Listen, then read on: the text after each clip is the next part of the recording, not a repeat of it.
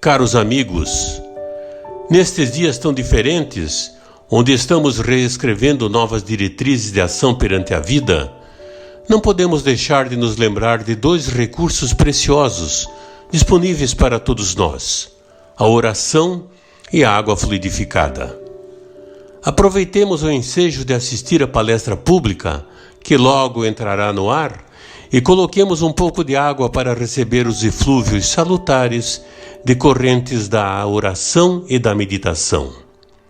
Emmanuel, no livro Segue-me, da Lavra Mediúnica de Francisco Cândido Xavier, disse-nos que a prece intercessória e o pensamento de bondade representam irradiações de nossas melhores energias. A criatura que ora ou medita exterioriza poderosas forças que, ao influenciar em uma singela taça de linfa potável, condensam princípios salutares que aliviam e sustentam, ajudam e curam. Aproveitemos, pois, esses instantes de profundas reflexões sobre os valores reais da vida para recolher estas bênçãos num pequeno gole de água pura que, de igual forma como aquelas que recebíamos nas nossas casas espíritas, irão dessedentar nossas almas e corações. Muita paz. Sociedade Espírita Renovação.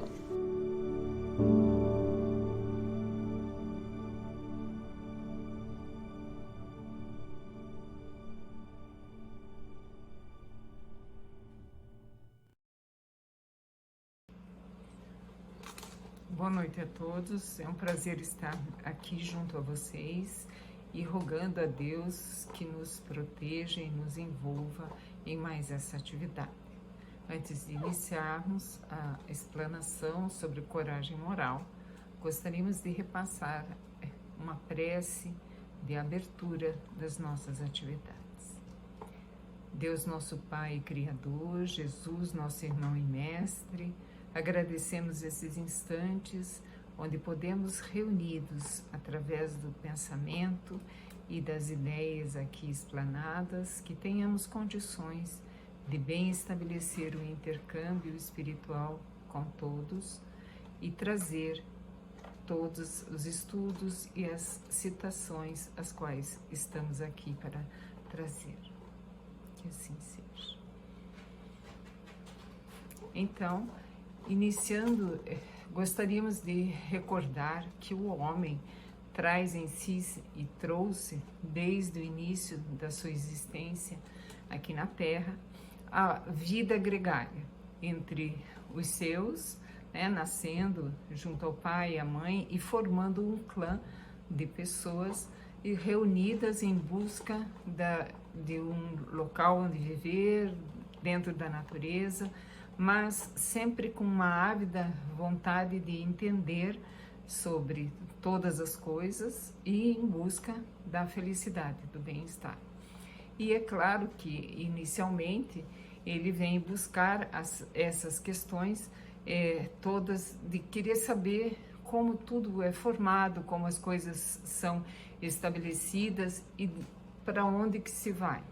E daí começa-se a estabelecer determinadas questões de formar alguns deuses, onde ele notava uma força extraordinária, superior à sua e de tantas outras, onde era a própria natureza que estava atuando junto a eles, como o raio, o trovão, o sol, a chuva, e essas questões todas eram reverenciadas como deuses que ali estavam, os vulcões e tudo mais. Posteriormente, no decorrer do tempo, iniciaram-se as ideias dos mitos criados pela mitologia grega e romana, onde se tinham personagens que, na realidade, efetuavam uma certa fantasia, tentando chegar a um denominador comum para entender a vida e a sua continuidade. É claro que entre esses deuses todos criados, esses mitos, Haviam, sem dúvida, estátuas, e haviam rituais que eram feitos, às vezes até com sacrifícios humanos e tudo. E os tempos passando, sem dúvida, nós tivemos sempre a possibilidade de estarmos juntos às pessoas e receber informações através de pessoas especiais que tinham o dom de repassar informações de seres sobrenaturais que por eles se expressavam. E isso está contido em diversos livros dentro da história do universo, da humanidade. E que, na realidade, a gente pode trazer como ponto assim basilar para a nossa atuação a Bíblia, como uma fonte inesgotável desse intercâmbio, onde a gente percebe a atuação desses seres superiores que traziam mensagens, alento e possibilidade de uma vida melhor através dos seus profetas. E é claro que esses profetas traziam vários ensinamentos e nós notamos que a Bíblia como um todo é uma história do povo hebraico que é contada através de vários livros que o formam. E dentro dele tem um contexto muito especial, que é de Moisés, que é o grande, vamos dizer, legislador de então, e ele traz a condição, ele efetuou a libertação do povo hebreu do guante egípcio, né? Por uma série de situações que constam dentro dessa história. E é claro que ele levou todo esse povo para a terra prometida, né? E recebeu, através da presença de Deus, segundo o que ele menciona, né? As tábuas das leis, o decálogo, ao qual regia e rege até hoje, em algumas situações, né, a atuação que se deve ter frente a uma série de situações de vida. E, na realidade, serviu também de posicionamento de toda a legislação humana, porque ela contempla uma vida, determinadas leis, mais de relação humana, de relação de convivência entre as pessoas, do que puramente de relação de Deus para conosco, né? O Jeová.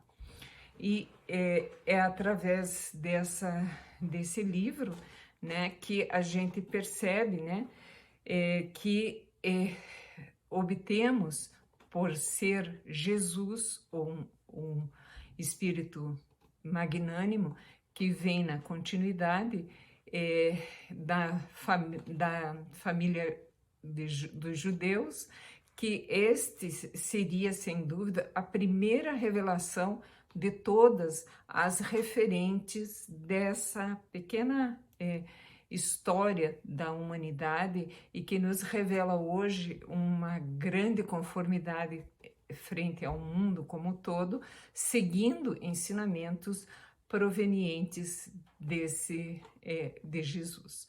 Mas, inicialmente, por essa primeira revelação trazida por Moisés e tendo como, vamos dizer, ponto de destaque, sem dúvida nenhuma, a própria justiça.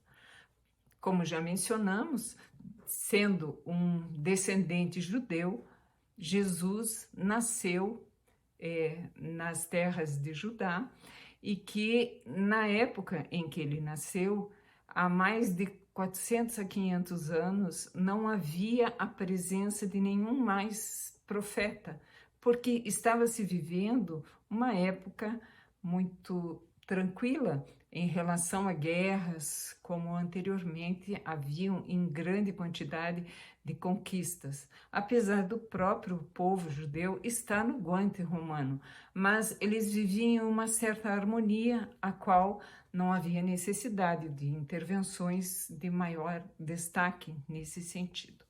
e que é importante denotar que Jesus, nós sabemos, é o nosso irmão maior, né? Ele trouxe para nós o entendimento, sendo o médium de Deus aqui na Terra, a missão maior, sem dúvida, desde a formação da Terra, geologicamente falando, dentro do sistema solar todo, a sua formação e a posterior vinda desses todos intermediários que anteriormente estiveram presentes nos povos mais antigos e iniciais, aos quais despontava uma determinada personagem que tinha características maiores e que tinha possibilidade de efetuar uma orientação ao povo.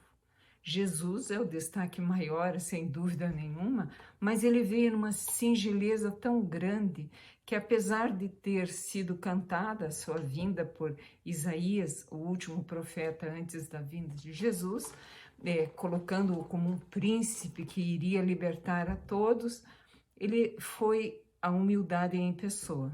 Nasceu em uma manjedoura, dentro de um estábulo, entre animais, e ali mostrou que não é o que você representa em relação dentro de uma sociedade que vai te colocar uma posição melhor ou maior em cima dos outros, e sim pelo que você é.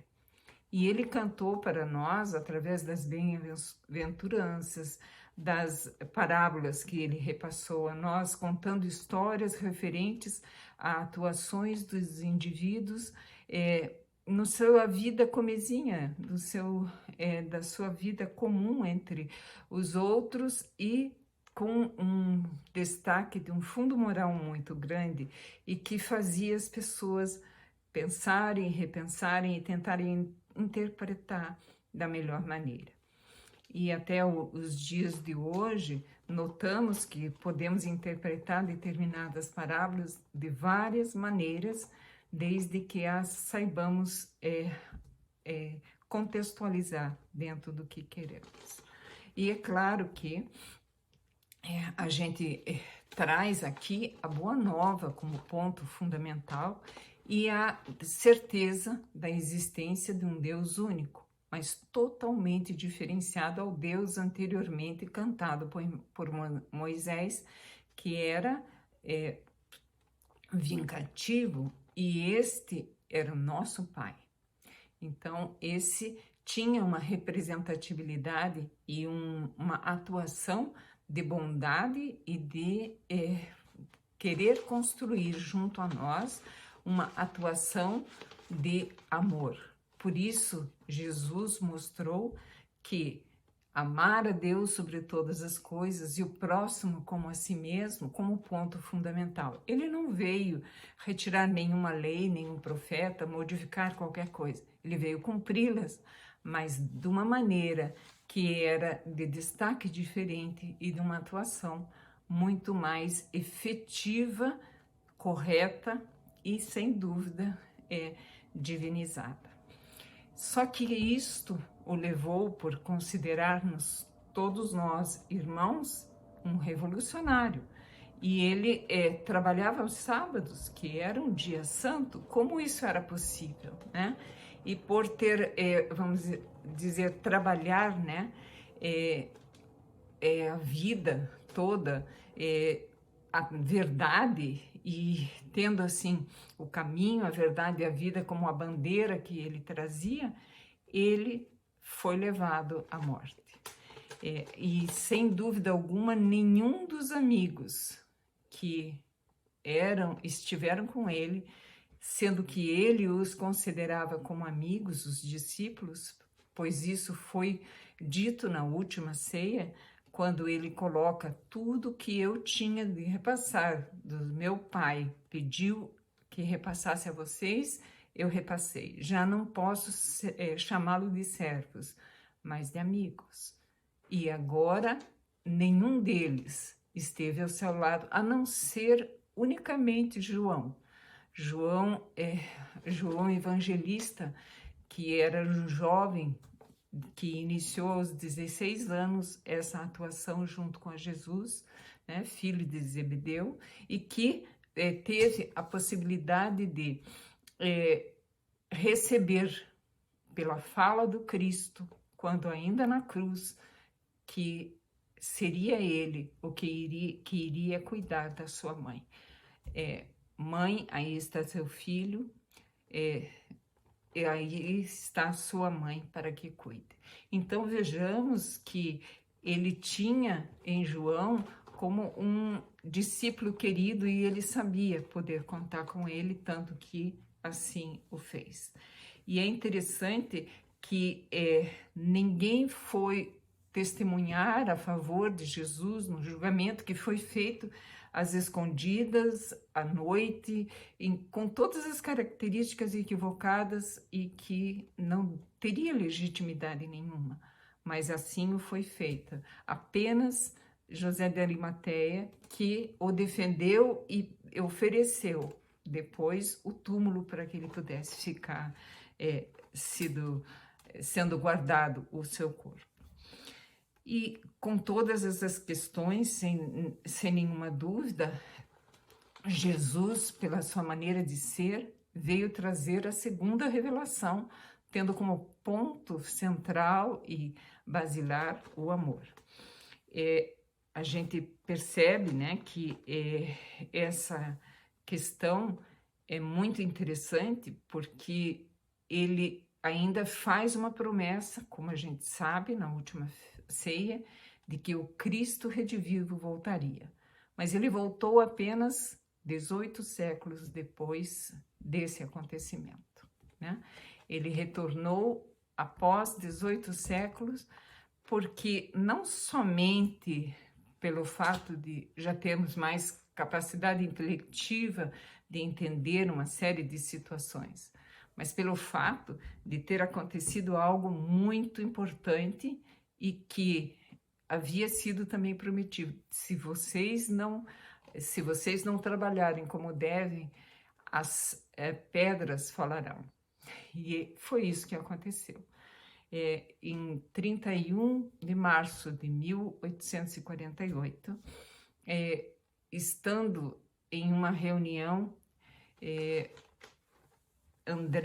Andrew Jackson Davis, que era um médium muito conhecido, de uma capacidade intelectiva muito grande nos Estados Unidos, mas que assim não tinha um grande destaque, digamos assim, em relação a poder estabelecer alguma doutrina maior. Ele percebeu e falou: um sopro passou por mim. Está sendo feito uma invasão organizada, trazendo os espíritos aqui para a Terra. E realmente foi isso que aconteceu. Foi essa situação dos espíritos estarem se estabelecendo lá nessa data de 31 de março de 1848, foi o fenômeno de Hydesville com as irmãs Fox, onde os raspes e as batidas eram o meio de comunicação dos espíritos para os norte-americanos. E isso se espalhou, como era uma invasão organizada, para a Europa também. E na Europa se notou uma questão muito interessante. Ela veio de uma maneira diferente, ela quis chamar atenção, mas ela apareceu através de mesas que apareciam no meio do salão e que tomou a fazer parte da diversão entre os parisienses. Todos queriam fazer perguntas ou indagações a essa mesa, que era chamada de mesas girantes ou dançantes, que na realidade as pessoas achavam muito interessante, mas não sabiam inicialmente se aquilo era verdadeiro ou se era prestidigitação ou se na realidade tinha uma causa que estivesse ali. E queriam saber a verdade. Buscaram até pessoas que pudessem estabelecer o entendimento daquilo. Mas antes de que isso acontecesse, nós temos a presença, sem dúvida alguma, né, de Hippolyte de Lyon Denisard Rivail. É um senhor que tem a possibilidade de ir, depois de muita insistência, a participar de uma atividade dentro da casa da senhora Pleymaison, e lá ele observa o fenômeno pela primeira vez com maior detalhe e fica impressionado, realmente destacando dali algo que chamava muita atenção e que seria uma nova lei, porque não era comum, não existia nem cérebro nem nervos numa mesa para que ela pudesse efetuar o que ela fazia e responder determinadas questões. Nessa situação, conheceu depois, mais tarde, o senhor Baudin, que o convidou para umas reuniões particulares que faziam-se na casa dele, com suas filhas, jovens de 12 e 13 e 14 anos, as quais tinham a condição de também efetuar, mas só que de maneira diferenciada, com a carrapeta,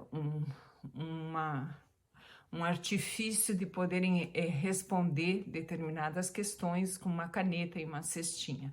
E o que foi interessante eram perguntas assim vulgares, sem muita importância. E Kardec começou a participar dessas reuniões, levando já perguntas adredemente preparadas, anteriormente preparadas, e já com uma certa sequência para ele empreender a lógica necessária. Ao mesmo tempo, efetuando isso nessa pesquisa, que isso iniciou em 1855, ele acaba recebendo do senhor Didier e outros companheiros que participavam dessas reuniões, 52 cadernos de inúmeras mensagens recebidas do mundo pelo todo conhecido, né? Principalmente Europa ali, onde constavam essas mensagens e que tinham um fundo moral muito interessante, ao qual ele começou a estabelecer a possibilidade de entendimento dessas questões. E quando ele percebeu, ele realmente ficou aturdido em ver a quantidade de informações ali trazidas. Mas quem era esse Hippolyte de Lyon Denisard Rivail? Ele era uma pessoa que desde o início da sua existência, ele começou a estudar junto com em Yverdon, com grande vontade, né? Juntamente com Pestalozzi, e que pôde desenvolver a sua capacidade de raciocínio, que era imensa, com muita facilidade. E trouxe depois para Paris, com 21 anos, todo o cabedal de conhecimentos e de atividades, e com uma capacidade de falar várias línguas, de traduzir livros para serem editados, que vinham em línguas estrangeiras, efetuava a contabilidade, ele escrevia livros de grande conteúdo, recebendo até prêmios por concursos efetuados, enfim, uma série de questões onde ele era uma pessoa de grande destaque, frequentadora da Academia de Ciências, e que tinha toda uma atuação muito importante. E que quando, de repente, ele se coloca à disposição em relação à própria descoberta, né, da doutrina espírita, que ela é extremamente consoladora, ele não pensou duas vezes, nem imaginou em estabelecer de repente, uma intervenção dentro da academia. Ele levou a ideia para a academia, para que todos pudessem ver e estabelecer o que ele estava encontrando, e que a coordenação de todas... E eles acharam que Kardec tinha perdido o juízo juntamente com todo o povo francês em cima das suas questões de buscar o entendimento, a conversa com as mesas.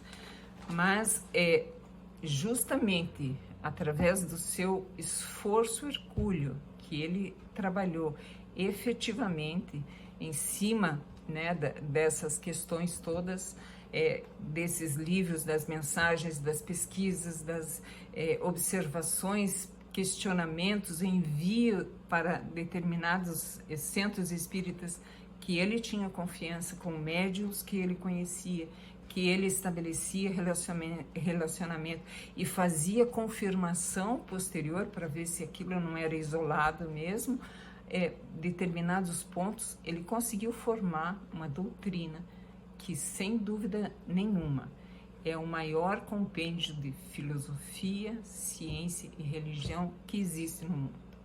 Ela é de destaque impreterível, ela traz para nós conhecimento que a humanidade sempre buscou. A verdade que a gente sempre quis que viesse a ser atestada, ali está dentro da doutrina, e ela não deixa de ser, na realidade, uma doutrina divinal, como também ainda do indivíduo, Allan Kardec, que ali trabalhou.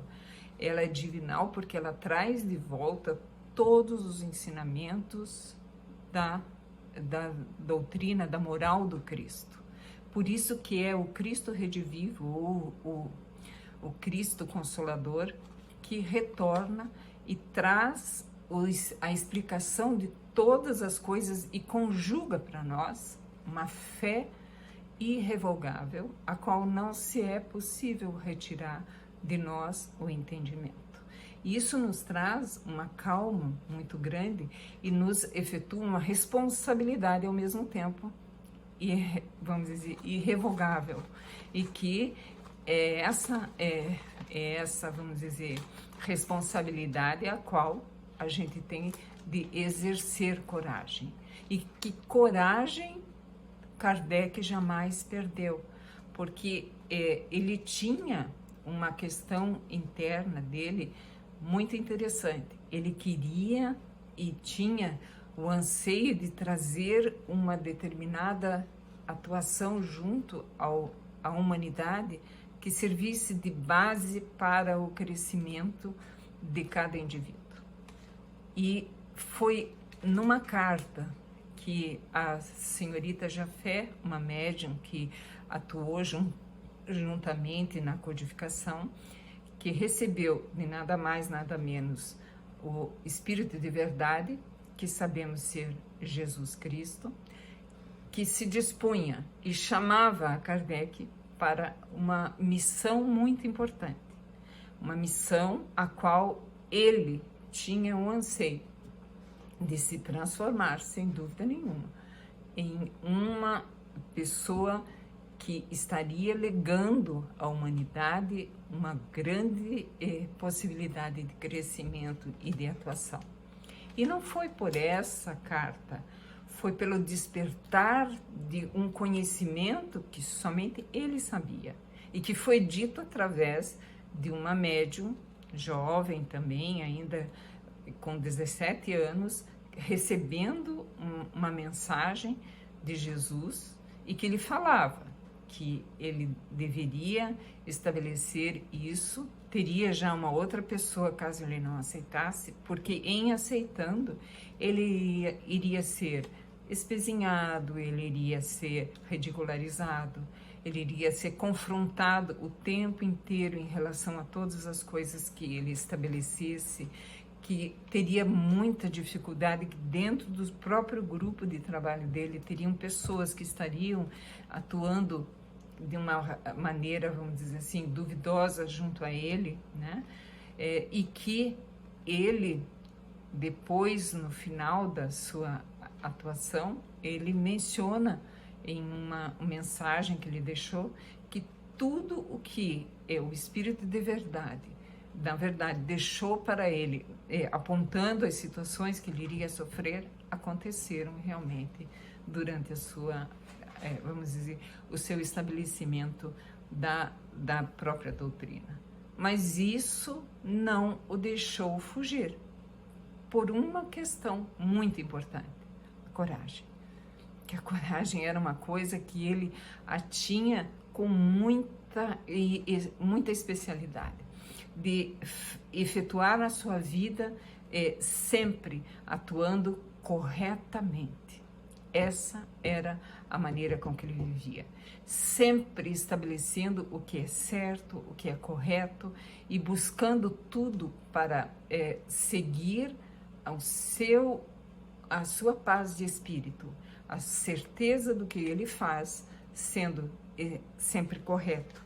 E essa atuação a gente percebe que nem todos temos, né? Uma consciência, uma vontade e um espírito de impelir a efetuar as coisas porque elas são corretas. E isso é o que nós deveríamos estar fazendo. E assim, sem dúvida nenhuma, ele, Hippolyte de Lyon Denisard Rivail, torna-se de alguma forma o representante da coragem em pessoa, por ele até mesmo ser atestado quando ele faleceu de um aneurisma no dia 31 de março de 1869, quando ele faleceu. Camille Flammarion foi fazer o discurso e ele coloca o que sempre ele dizia: sem dúvida, o bom senso encarnado. Ele nunca fazia nada sem antes raciocinar e estabelecer o que era correto. E ele tinha a medida correta em viver. Então, ele é um representante inequívoco e que traz para nós, como Camilo trouxe nesse livro, que vai ficar invertido para vocês, mas Nos Passos da Vida Terrestre, no capítulo 13, nós temos justamente Atitudes Corajosas, é o nome do capítulo, é justamente aqui onde ele aponta várias citações e questões as quais a gente deve estar seguindo. E elas são, na realidade, uma racionalização do que Jesus já havia colocado, certo? Jesus já nos trouxe no Evangelho segundo o Espiritismo que a coragem, ela é estabelecida pela fé que nós temos. A fé é a certeza do que é necessário para nós e o que a gente deve trazer como ponto fundamental para as nossas vidas, né? A gente sabe muito bem que estamos num mundo de provas e expiações, e essas provas nos servem para avaliar o quanto já estamos, vamos dizer, apropriados das leis que regem as nossas vidas, o quanto já crescemos, evoluímos. E se não crescemos e evoluímos corretamente devido às nossas falhas, às nossas viciações, nós temos de retornar através das reencarnações.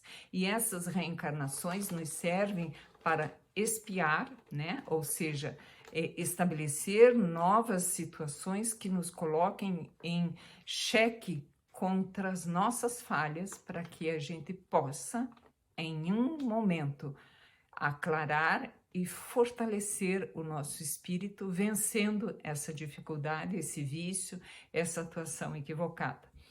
Então, em cada reencarnação, em cada momento, em cada dia, em cada situação, temos uma nova oportunidade. Então, quem não mais, senão Deus, poderia nos estabelecer essa grandiosidade de fazer-nos retomar uma lição que não foi bem aprendida? E isso é muito importante. E isso nos serve de pensar assim: sim, mas eu estou sozinho, eu não me recordo. Pode se recordar, sem dúvida alguma. Se a gente orar, se a gente estiver com o pensamento voltado e estabelecido ao bem, o nosso espírito protetor, ele vai ter grande acessibilidade à nossa capacidade mediúnica, entre aspas, porque ela não deixa de ser de intervenção do pensamento do nosso espírito protetor para conosco. Se não for através dessa intuição, né, dessa inspiração efetiva, diuturna, ela será justamente no momento em que estivermos no sonho. Podemos encontrar com o espírito protetor e traçar vamos dizer, um colóquio, tendo possibilidades e assim, não só receber instruções, como fortalecer a nossa postura frente a determinados pontos aos quais nós temos de nos melhorar. Não estamos sós. Isso é muito importante a gente saber. E é para a gente sair da inércia que a gente tá, mas eu não consigo, eu não posso. Isso é de gente que não tem coragem de enfrentar a si mesmo, porque esta é a coragem moral a qual nos referimos. Não é para enfrentar ninguém, é enfrentar a nós mesmos, as nossas necessidades íntimas, as nossas necessidades de crescimento, de atuação frente a situações as quais ainda não conseguíamos vencer, mas que estamos tendo oportunidades e são efetuados vários empreendimentos quando desencarnados para que a gente venha já mais fortalecido para vencer esse ponto ao qual a gente teve dificuldade. Então, não esqueçamos, não estamos sós, nunca, né? E essa situação é bem importante a gente lembrar que, além de a gente não estar sozinho, além de que a gente tem que lutar contra nós mesmos, existem dois sentimentos muito difíceis de serem combatidos e que são chamados a chaga da humanidade, que são o orgulho e o egoísmo. E é interessante que no Evangelho segundo o Espiritismo é colocado, deixa eu fazer uma parte aqui, Kardec teve uma doença, entre aspas, na época em que estava às escondidas, formulando e colocando em ordem vamos dizer, a matéria, a tábua de matéria do Evangelho segundo o Espiritismo. Ele queria encontrar um meio em que as pessoas entendessem o que fosse dito, e foi o que foi feito. Retiraram-se ele do turbilhinho das atividades de Paris, deram uma doença para ele e ele foi para o litoral ficar mais sozinho e assim poder receber a inspiração e intuição a qual a espiritualidade como um todo derramava por sobre ele as necessidades de atuação de todos os pontos para que se tivesse um entendimento completo e definitivo de como a gente tem para lidar e restabelecer em nós o caminho da verdadeira vida. E então, dentro do Evangelho, a gente pode perceber, no capítulo justamente 7º, temos a primeira bem-aventurança, né? Se a gente recordar de todas elas, a primeira é bem-aventurados os pobres de espírito. Fundamentalmente, o que ele fala? Sobre a humildade. E essa humildade é a única que ela vai poder vencer a essas chagas que nos corroem o espírito. E é claro, para conseguirmos sermos humildes o bastante, temos de estar atuando, sem dúvida nenhuma, dentro de uma situação que nos leve a estabelecer como ponto fundamental de nossas vidas a maior lei existente, a lei de justiça, amor e caridade, onde a gente sabe que é benevolência, indulgência e perdão que valem como pontos fundamentais para nós. E quando isso estivermos colocando frente a toda e qualquer coisa e tirarmos, na realidade, o interesse pessoal colocado na frente de toda e qualquer atividade nossa, estaremos nós, sem dúvida nenhuma, vestindo, vamos dizer, as vestes nupciais. É interessante que Camilo menciona, fio a fio das vestes nupciais estarão sendo tecidos para que possamos estabelecer a veste nupcial e assim adentrarmos aos reinos dos céus. Mas no caminho sentiremos sem dúvida nenhuma uma paz infinita e branda em nosso espírito, porque existirá já a certeza de que não estamos equivocados e que sem dúvida nenhuma, né, o que se coloca como obstáculo para a nossa vida são justamente essas chagas da humanidade, que são o orgulho e o egoísmo. E que é interessante que a gente perceba, né, que para eu ter coragem é única e exclusivamente a coragem moral que eu devo efetivar a cada instante da minha caminhada. Eu sei que isto é desta forma que tem de ser. Então, é assim que eu vou fazer. Por mais que seja difícil, por mais que em momentos possamos nos equivocar, a coragem vai estar persistindo porque nós não vamos desistir. E não é aquela coragem de eu pular de bungee jumping, porque não é essa coragem. Não é aquela que eu vou pular de paraquedas ou o que vem a ser, que eu vou protestar na rua contra a Covid e vou sem máscara. Não, de que isso vai me valer? Que se foi justamente toda a turbulência e a maneira de agir nossa, da humanidade como um todo, somada, né? Que nos trouxe esse pequeno ser que estabelece em nós tanta dificuldade para que a gente possa realmente crescer. O que nos é pedido em relação às atitudes e que Camilo traz tão bem aqui, é para que a gente use de fraternidade a quem venha nos agredir e falar com uma maneira, e que sejamos incisivos na nossa fala, sem alterar a voz, mas placidamente coloquemos o que temos. E isso é possível. Isso é possível. É domar a nós mesmos. Essa coragem que tem que ser estabelecida em cima das nossas dificuldades. E além disso, tomar atitudes lúcidas, bem pensadas, regradas, frente às situações que muitas vezes estão acontecendo e que a gente saiba, através de uma postura que nos coloque em plácida maneira de ser, uma atuação segura, onde não percamos a calma, porque a calma a gente não perde, ela nunca existiu, se a perdemos. Apenas temos uma vestidura, né, de frente, infelizmente usando determinadas máscaras e que na hora de dificuldade realmente não nos serve.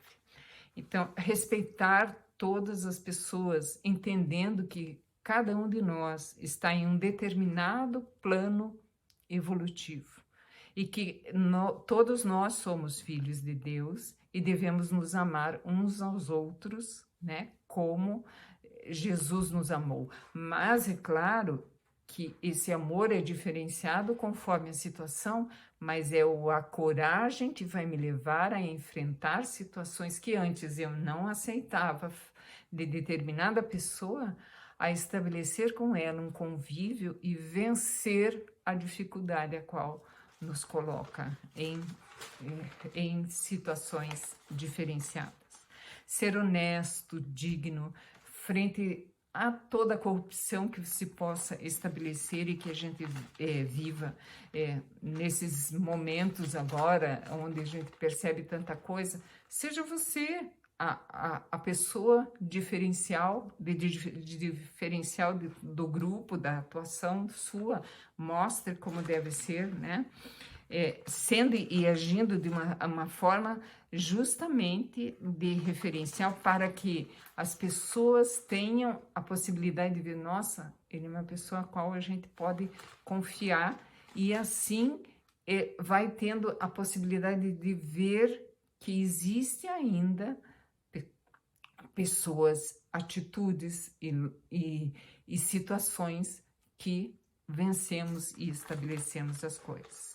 No trabalho, a gente efetuar da melhor maneira que possamos estabelecer o trabalho, fazendo tudo o que nos é possível para chegar até o fim daquilo que é proposto para nós e assim fazer também. Nossa, é um exemplo, né? É um exemplo. Fazer ouvir, né, as pessoas e assim com respeito, com os olhos de ver e ouvidos de ouvir o que se deve, para que a gente saiba como agir, diminuir a cruz da pessoa. Quando, por exemplo, estão falando de uma pessoa, a gente vai tentar trazer dela algo de bom que ela possua. E ali a gente não vai trazer mais uma carga negativa em cima de uma pessoa que às vezes está conseguindo, com muito esforço, tentar vencer a si mesmo, né? E devido a essa certeza toda que a gente tem, de todas as questões, né, que a gente já sabe, a gente tem de ser coerente com o que sabe, coerente, ou seja, eu sei, então eu devo agir dessa forma. E isso nos fará diferente. Sem dúvida, né? As nossas atitudes, as nossas situações, a nossa conduta vai fazer com que as pessoas percebam que existe honorabilidade ainda no mundo, existe sim, a beleza de ser uma pessoa franca, correta e cálida, e isso nos dará ainda mais coragem. Coragem para seguir e vencer o nosso livre-arbítrio que estará direcionando a nossa vontade. Porque a vontade, ela pode ser direcionada, é como um leme, ela nos leva aonde nós queremos. E se ela estiver estabelecida dentro ao livre-arbítrio, dentro de uma coragem efetiva e correta de atuar como se deve atuar, sem dúvida nenhuma, nós estaremos vivendo bem, tendo a condição de estarmos vivendo aqui na Terra, já o reino de Deus, porque a paz estará em nossa consciência.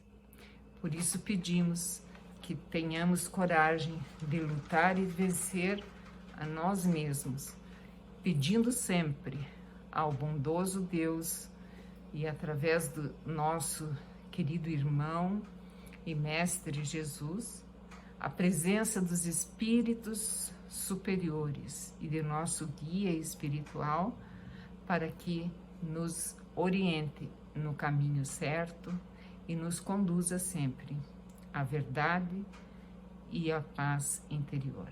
Que Deus nos auxilie e nos possibilite uma caminhada feliz em busca do bem.